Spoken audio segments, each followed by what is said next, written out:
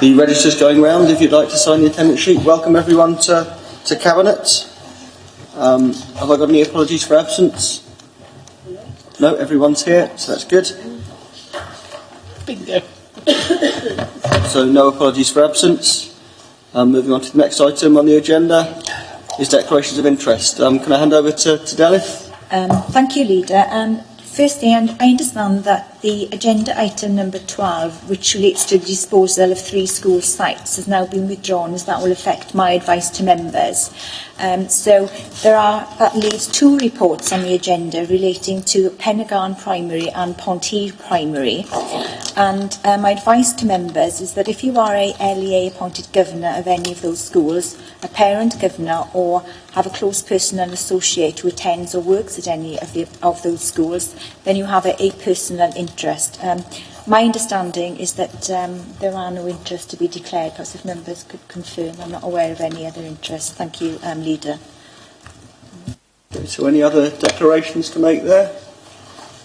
No, if that's true, then I can move on to the next Cabinet item, which is item 4, the confirmation of the minutes from the 3rd of October.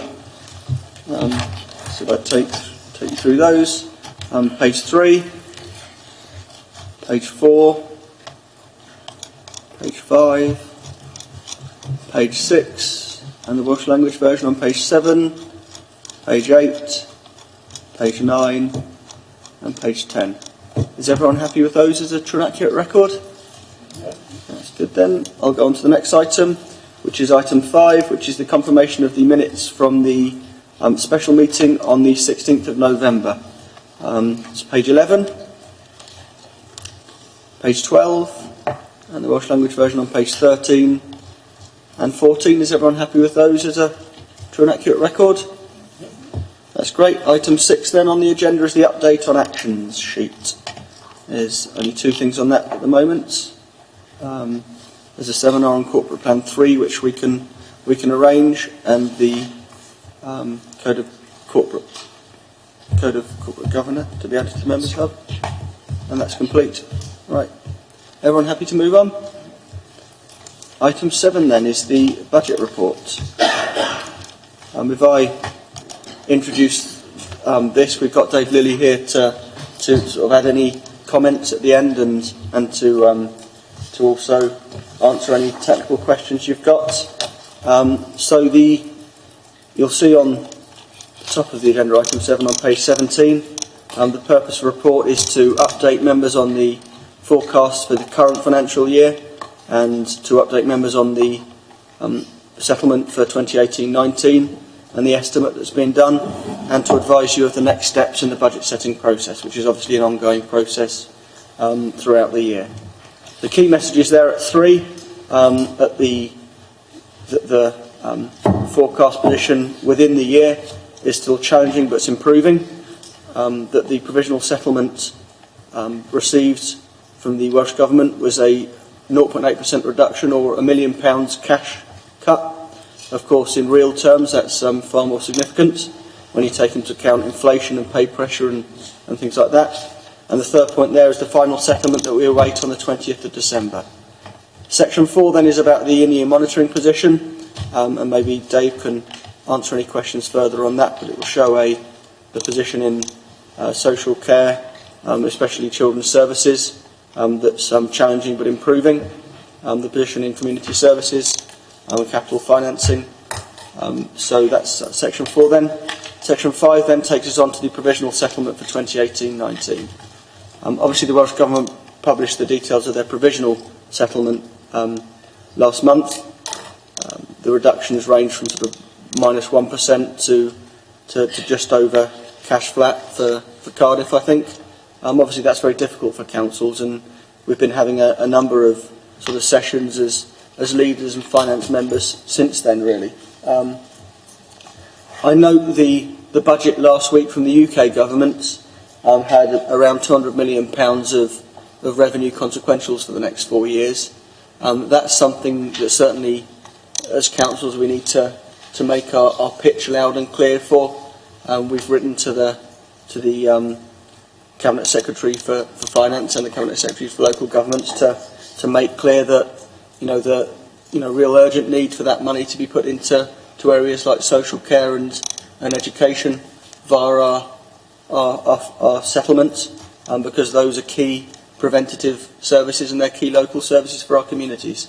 So I think that pitch is going to be one that's ongoing. I think the Welsh Government obviously have a very difficult position in that in real terms the amount of cash they get to run services is decreasing, but local government have borne the brunt of much austerity in recent years, and each year that goes by it gets harder to find the savings that we need to keep local services going. And I think that's something that was heard loud and clear on Thursday at the WLGA seminar. A very good speech by the leader, Deb Wilcox of the WLGA, that made clear the strain that's being felt by local government.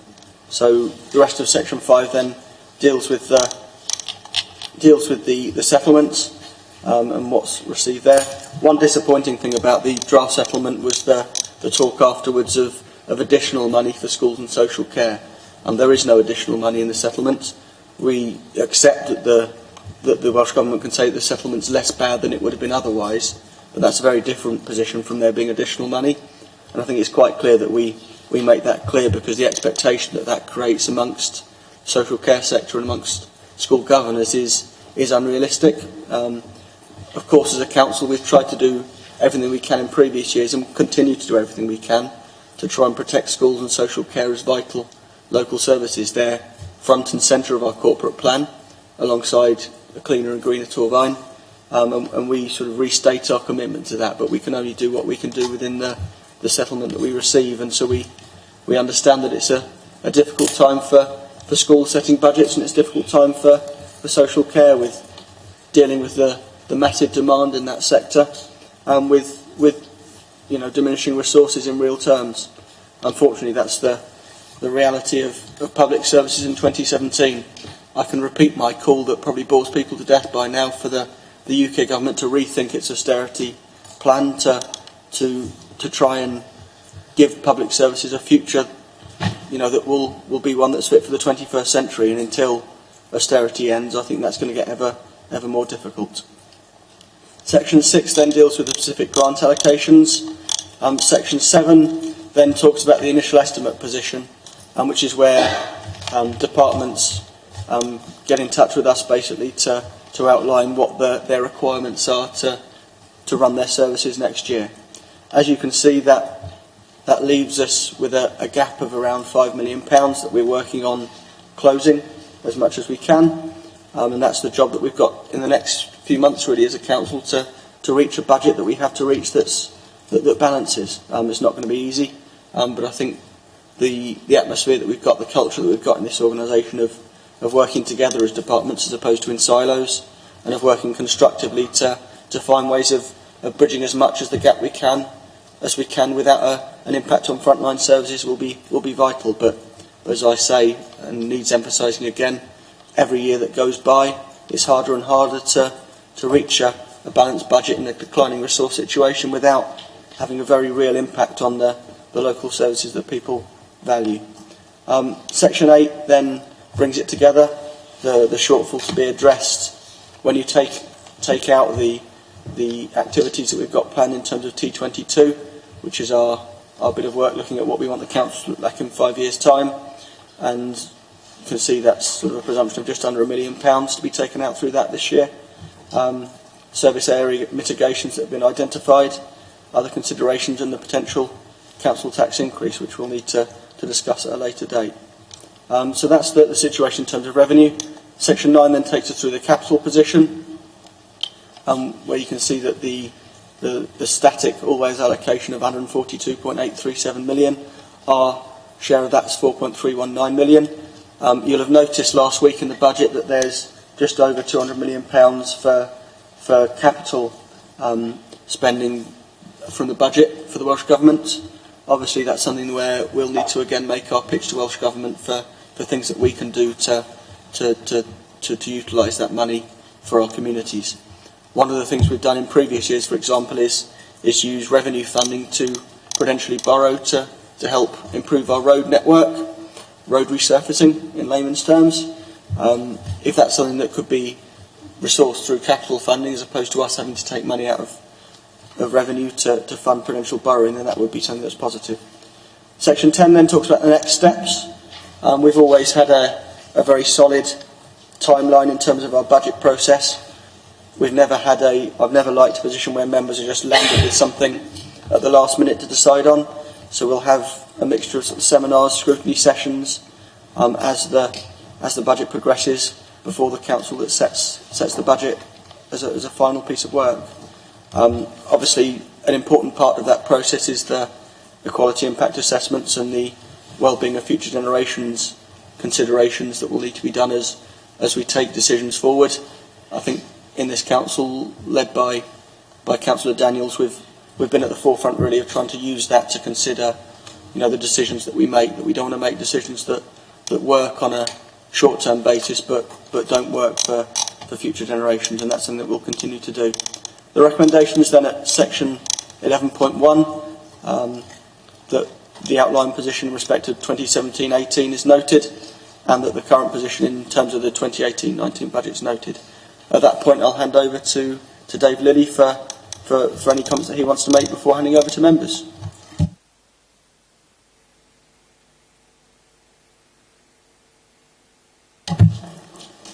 Just one thing, Leader, just a very minor error that I noticed in the report this morning. We're reading back through.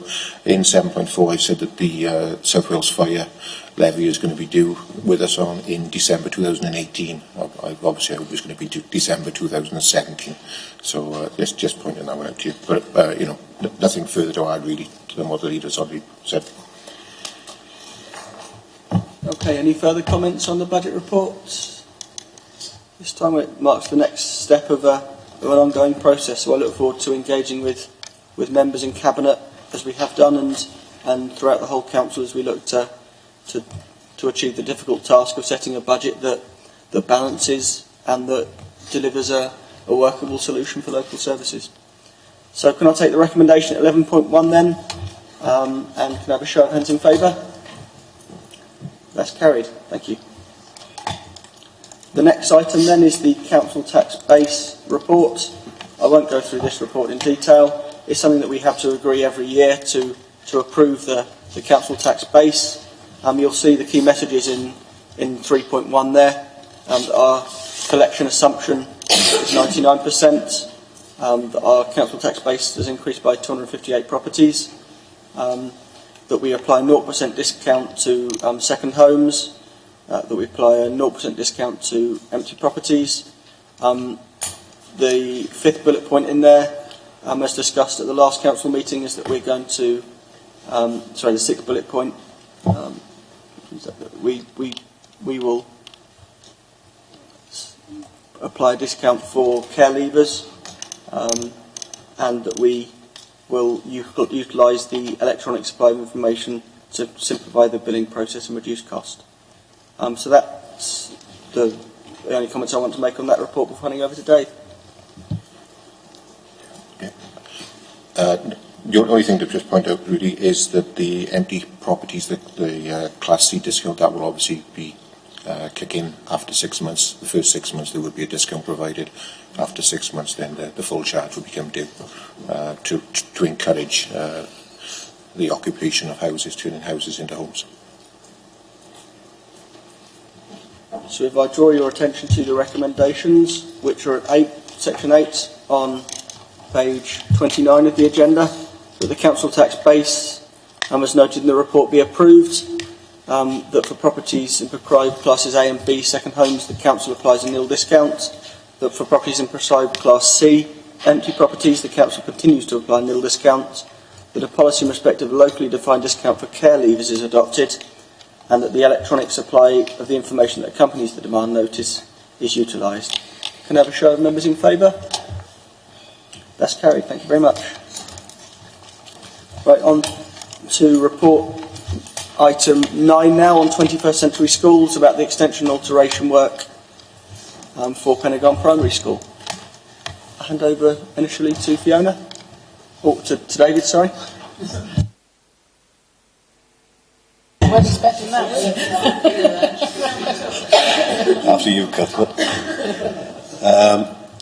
This is a short report, and in order to leave something for Rachel to make comment on, I'll keep it very, very briefly. Essentially, what we're looking for here today is the approval of Cabinet to grant the appointment of the erstwhile main contractor to complete phase 2 of the project at Pennygarn in the sum of approximately £3.5 million, so it's not an insubstantial amount of money. But all the boxes have been ticked, all the I's have been dotted, T's have been crossed. People that needed to have been consulted have indeed been consulted. I know that the interim head of Neighbourhood Services, along with the exec member for Neighbourhood Services, have done their bit in agreeing the way forward. There aren't any great risks in the project, that's for sure. Ironically, the only risk is if we don't approve the appointment of the contractor here today, then the likely target date of September 2018 will have a massive question mark over it. So it is a responsible position we're in as Cabinet to take this kind of a decision. The benefits, if I skip through this, if you look at, I think it's point 7.3, at the top of that page, this is the one that I particularly am interested in terms of the impact. The impact will deliver sustainable education that's fit for purpose and improve teaching and learning environment, enhanced employment and training opportunities, a more cost-effective building by using resources efficiently, building materials, water and energy and the like. It's quite a big investment in that school, but it will, we will reap the benefits of it in the future, that's for sure. And it's part of, and I think it's worth mentioning, it's part of the overall jigsaw of the 21st Century Schools programme that we've been pursuing for the last X amount of years. This particular project is, in some people's mind, long overdue. It will benefit the community, it will benefit us, and certainly enhance our reputation, I hope, as well.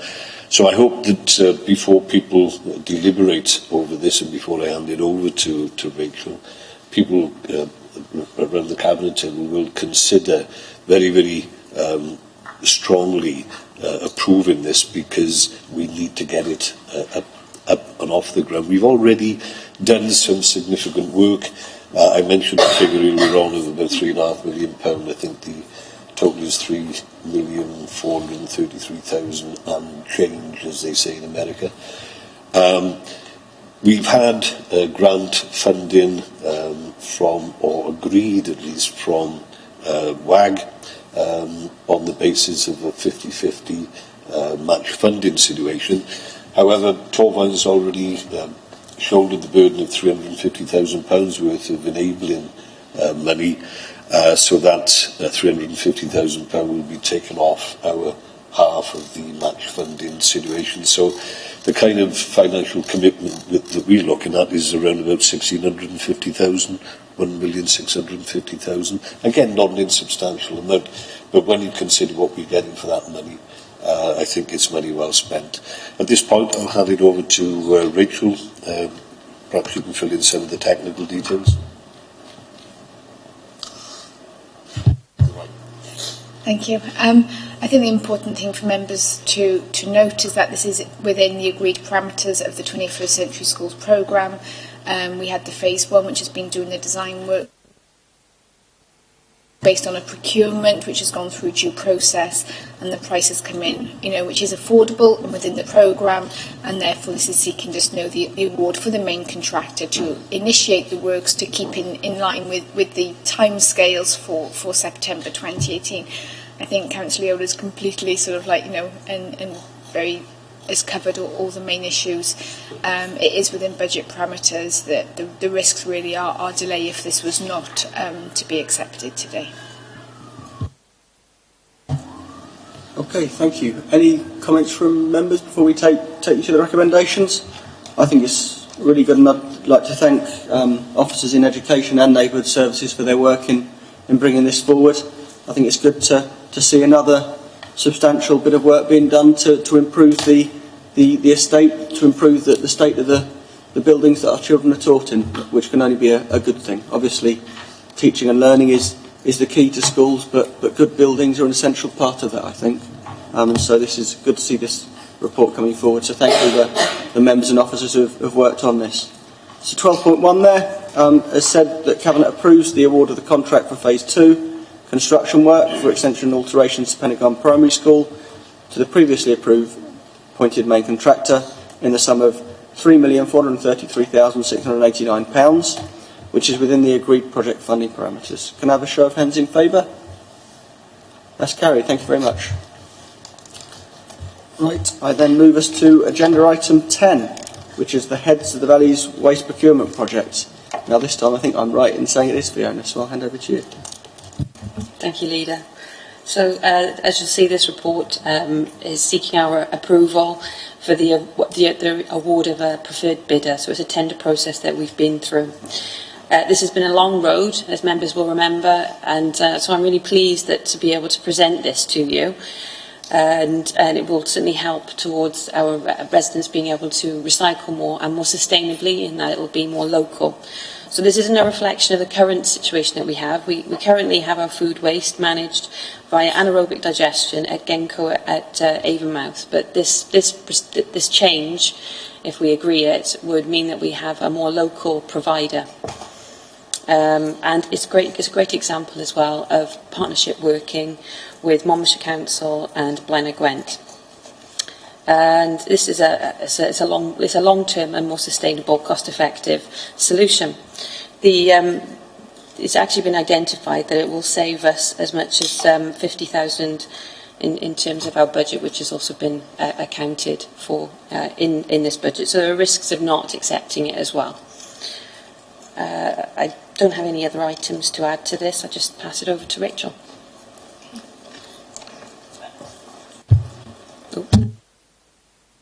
Thank you, Councillor Cross.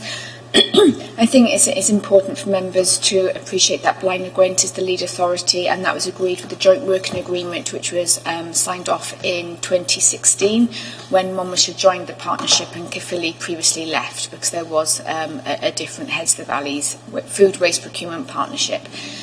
The partnership has worked incredibly well for both an officer and joint committee level in terms of the creation of the joint working agreement, which took council through into the procurement process. It was a competitive negotiation which allowed the councils to seek competitive bids and award at preferred bidder stage or go into dialogue. The recommendation with this, based on the bids that have been received, is clearly outlined, is that bidder A did not meet the award criteria and preferred bidder B does. In this open forum, I cannot give you the names or the locations of the bidders due to commercial confidentiality. Our partners are going through due process as we speak, and over the next few weeks to also take the same report forward, and then they will then engage with the bidders to have that dialogue. The next steps will be contract award based on this report, but before that there will be a further report coming back to Cabinet, which will be the actual document, the Joint Working Agreement 2, which will be our contract to Blaenau Gwent as lead council, who will then be able to sign the contract with the preferred bidder. So there is another report coming through in due course, and that report is really important because it sets the governance framework and the contractual conditions which we will be obliged to meet as a partner within that contract, but also what the contractor is going to give to us over 15 years. 15 years is a long time. We appreciate that. So the contract has to be fit for purpose, but also flexible. Importantly, I think it's important for you to note that the new contract is completely compliant with Welsh Government recycling targets definitions. I won't go into the technicalities of dewatering and food waste processing and what you do with digestate on land, but this new contract is completely compliant and will therefore future-proof us in terms of recycling targets. So I recommend it to Cabinet, and happy to take any questions. Any questions, members? I think this is a real success story. It's an example of local authorities collaborating to reduce cost and to achieve key recycling targets. You know, a lot's often said about us being the third best in the world now in terms of recycling rates, and that's due to the work of officers and members in local councils, and I think that's not something that should be overlooked. It's good that we're working so closely with Blaenau Gwent and Monmouthshire on this to deliver something that achieves those targets whilst also cutting costs, and it's an example of the fact that local government is innovating and collaborating. Despite what some other people might say, we're not standing still. We're getting on with that job of working together to get best value and to deliver services. So I'd like to move the recommendation then that Cabinet approves the evaluation of initial tender submissions and the proposal to proceed to the negotiation stage of the procurement process with tenderer B. Can I have a show of hands in favour? That's great, thank you very much. At that point I then move to item 11, which is the proposed transfer of Pontier Primary School to Monmouth Diocesan Trust. And if I can bring in Veronica to introduce this report before handing over to Tim. As you'll be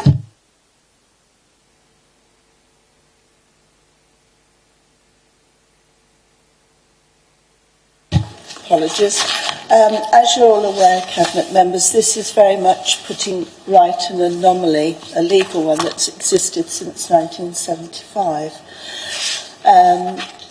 when, for some reason, it was at the time of the changes in local government, Monmouthshire, Gwent County Council coming in, and what should have happened at that time was that the school was transferred to the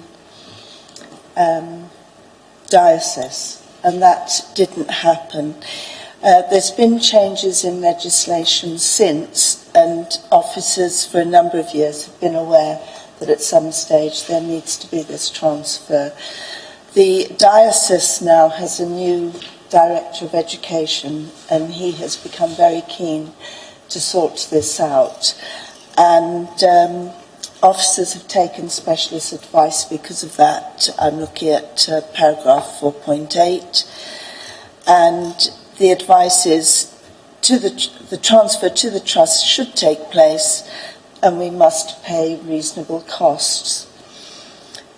This would seem to be the best outcome too for the council to restore and resolve the previous failures historically. The costs are very minimal. We're talking of £1,250, whereas the last time we did something like this, it was about £4,000. So it's quite interesting to see that contrast. The consultation has taken place, and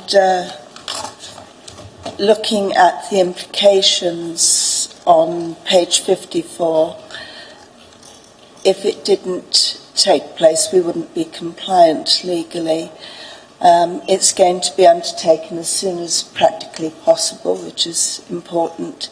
No direct financial implications for us, and there are no implications in terms of security and maintenance, as the Trust has actually been operating the school since 1975. So, looking at this, I would refer you to the recommendations that the officers be authorised to complete the legal transfer of the site of Pontier Primary School to the Monmouth Diocesan Trust and settle the Trust's agreed costs of £1,250 plus VAT and disbursements. Now, whether Tim, you would like to come in now? The other side of good. Thank you, Councillor Crick. I think you've more or less covered it all. It's a bit of an odd situation, members, you'll appreciate, because of the sort of amount of time this matter has lain unresolved, really. It was something that officers became aware of some years ago, and that was around the time, I think, that the status of the school was moving from voluntary control to voluntary aided. But for whatever reason, I've got my old file there, or the old file, it's not all mine, I hasten to add, The matter was never pursued, and I think that was largely because there was no real appetite from the trust at that time to bring the matter to a conclusion. We're in a different position now in that there is a new Director of Education, and they are keen to see the matter resolved, and I've been in correspondence and discussion and negotiation with their solicitors in relation to the matter, and subject to members' approval and following of the recommendations today, then I would hope to draw this matter to a conclusion at last fairly quickly. I've largely, if not entirely, agreed the terms of the actual transfer document with the trust solicitors.